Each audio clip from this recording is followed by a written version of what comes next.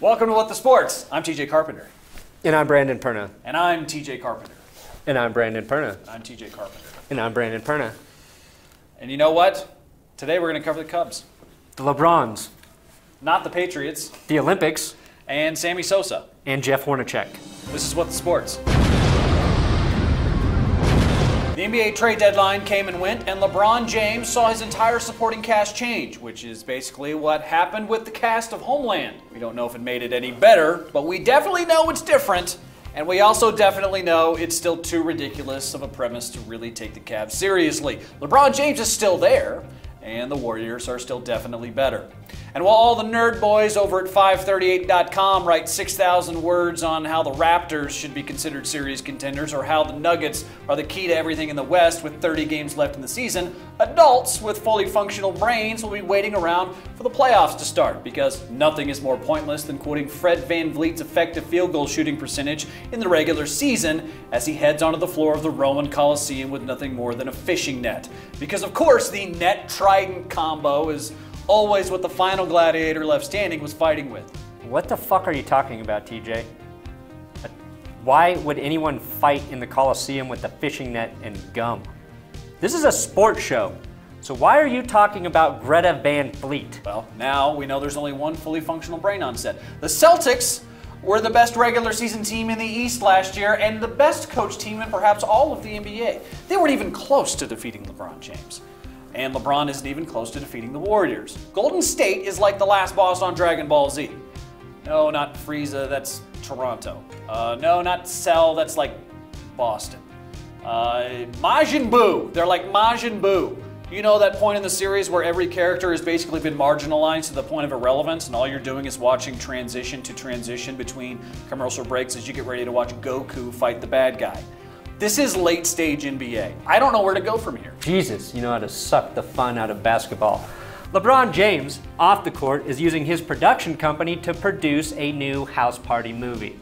I do need to point out that the article about this on Bleacher Report doesn't make any goddamn sense. The headline reads, LeBron James producing reboot of house party movie franchise. But then in the article it says, this is definitely not a reboot, it's an entirely new look for a classic movie, James told Siegel. That's like if this video were titled Brandon and TJ Drink Beer, and then when you clicked on it, it was just two pigeons fucking in the middle of Central Park while that lady from Home Alone 2 watched and slowly sipped some sherry from a styrofoam 7-Eleven cup. First of all, why does she like pigeons so much? And I did not know we were moving into pigeon fuck porn.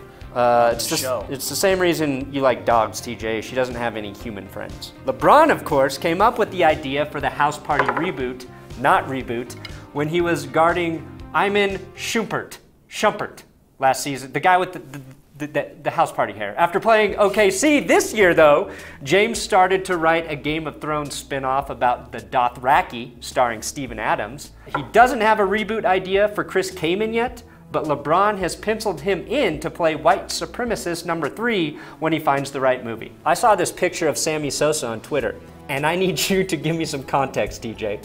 Can you explain to me why this photo was released, what the fuck is happening in this photo, and why Sammy Sosa looks like Michael Jackson's more masculine but somehow in the same breath more flamboyant cowboy cousin who pretends he was born in Texas? That's all part of Sammy's attempts at rebranding himself. As Gay Woody from Toy Story 4, when an innocent game of leapfrog turns into something more? After losing the home run race to Mark McGwire, his entire career has basically devolved into irrelevance. He's running from his past, and in many ways himself. Meet Stan Sosa, successful veterinarian. He's got quite a nice quiet little practice in Albuquerque where he sees a lot of patients, kittens and puppies mostly, and only occasionally does he have to kick back medical supplies to the big dogs. The literal big dogs who supply puppy-strength meth and heroin to all the stray feral cats of New Mexico. Shaun White, also a New Mexico native. He's not from New Mexico. Yeah, but now we have a segue. Shaun White has won his 3rd Olympic gold medal in men's halfpipe, to which Michael Phelps said, that's cute. I've got beef with the Olympics. These figure skating commentators need some hotter takes. Where's the takedown? Where's the harsh criticism? Way too positive. fans flocked to the social media to express how they were not on board with Johnny and Tara's savage comments. Johnny Weir needs to add more to the Olympics than just a look of dystopian Hunger Games-like future where the competitors fight to the death for food. You're a long ways away from filling out the shoulder pads of that purple sequin jacket. With great volumizing shampoo comes great responsibility. Guys who have weird hair, this look at me hair for attention make me sick, TJ.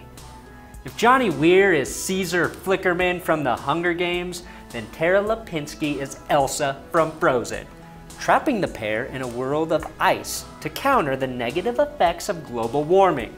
Except in Lipinski's version, she and Johnny both get to be ice queens. I do apologize, I've never seen Frozen nor watched figure skating. I heard they are allowing music with lyrics in figure skating this year, which means it's time to whip out the Drowning Pool CD. Let the bodies hit the floor. Drowning Pool is what we'd call figure skating if all the ice melted. Get it, TJ? Do you fucking get it, TJ? You totally look like a guy who listened to Drowning Pool in high school, by the way. I do not. I do not look like that. You do. It's anyway, a mean thing to say. Anyway, America is currently losing in the medal count. If they finish first, Donald Trump will take credit for their success. But as it stands, he's cool losing to Norway, the Netherlands, Germany, since those countries have immigrants he'd like in America. What we're seeing from these men and women is nothing short of goddamn extraordinary. And we'll watch as they perform these incredible feats of athleticism, and we chew down on Tide Pods and mayonnaise sandwiches that we bought at Walmart. I don't know, TJ. I have just as much respect for teen Tide Pod survivors as I do for Olympic curlers. I have little admiration for so-called sports that require restraining physicality. If the goal is to not push something too far, it's called an argument with your wife. Chemical waste spill with a face. Floyd Mayweather tweeted out a picture of himself hitting Conor McGregor in the face in MMA gear, leading many to wonder whether the two will fight for a second time, this time in the octagon. Nah, you're too much of a coward to fight him there. But I'm sure you'd fight Ronda Rousey given how much you seem to like hitting women. Did the Sammy Sosa thing count as baseball news, TJ? Or do you have something else you need to discuss that will take 3 to 4 times longer than it should? Yu Darvish was signed by the Cubs to a $126 million contract, which means Yu Darvish has now made $177 million in his career for doing nothing particularly notable. Yu Darvish is the Brock Osweiler of pitchers. He's tall, athletic, he's been paid enormous amounts of money for what is at this point a nondescript career, and he's vaguely Asian. And don't give me this, only 17 pitchers rank ahead of him in wins above replacement since he arrived in the majors in 2012. I don't need to hear about his FIP, or his whip, or whatever other sex toys he uses in his spare time.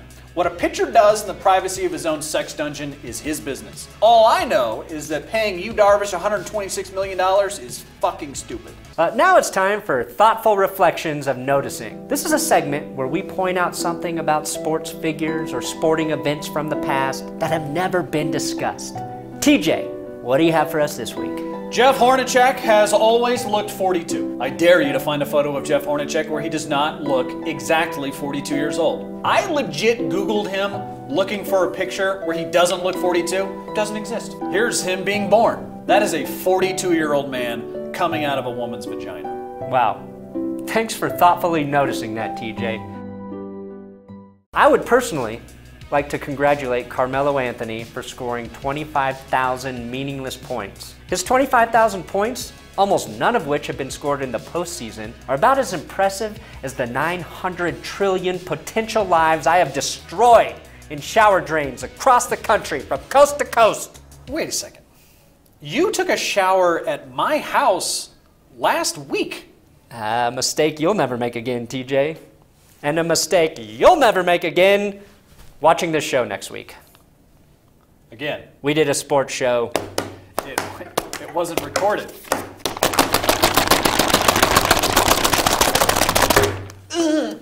Now I know why Bill O'Reilly lost his shit. We're just gonna do this backwards like Memento. You guys got tattoos in each part of the segment. So really it's just, I need to be better. That was your critique.